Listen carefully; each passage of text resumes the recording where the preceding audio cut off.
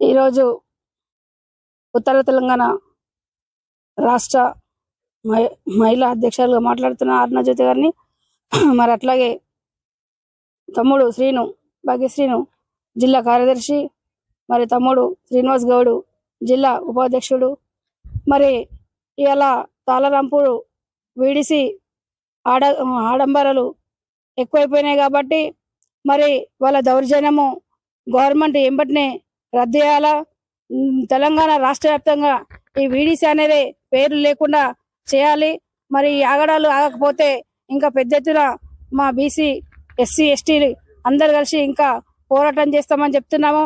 అట్లాగే మరి ఇలా ఆడియోసారి కూడా అందరము కుల సంఘాలు జేఏసీ తరఫు నుంచి మెమోరండా కూడా ఇవ్వడం జరుగుతుంది. మరి రాజ్యాంగము పట్ల రాజ్యాంగం రాసిన దాని మీదకి వెళ్ళి ప్రజలందరూ మేలుకోవాలా, దాని అనుసారంగా నడవాలని ఈ సందర్భంగా నేను తెలియజేస్తున్నాం. మరి జిల్లా వ్యాప్తంగా ఎక్కడైనా కుల బహిష్కరణ కానీ సాంఘిక బహిష్కరణ కానీ చేస్తే మాత్రము మా పార్టీ తరఫున మేము ఎవరు వచ్చినా మేము వాళ్ళకు అండగా నిలబడి ముందుంటామని ఈ సందర్భంగా తెలియజేస్తున్నాం.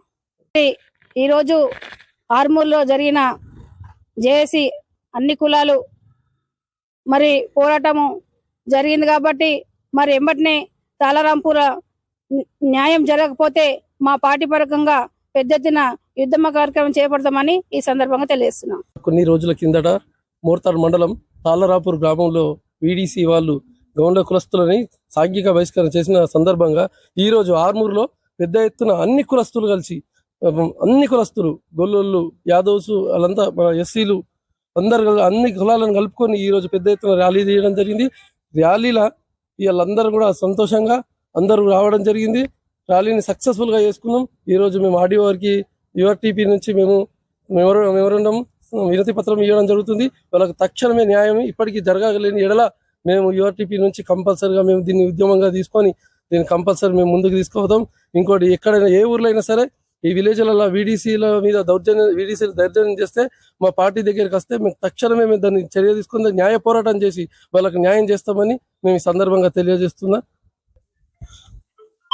పేద ప్రజలకు ఎక్కడైనా అన్యాయం జరిగితే మా పార్టీ ముందుండి పోరాడుతుందని ఈ సందర్భంగా నేను తెలియజేస్తున్నా.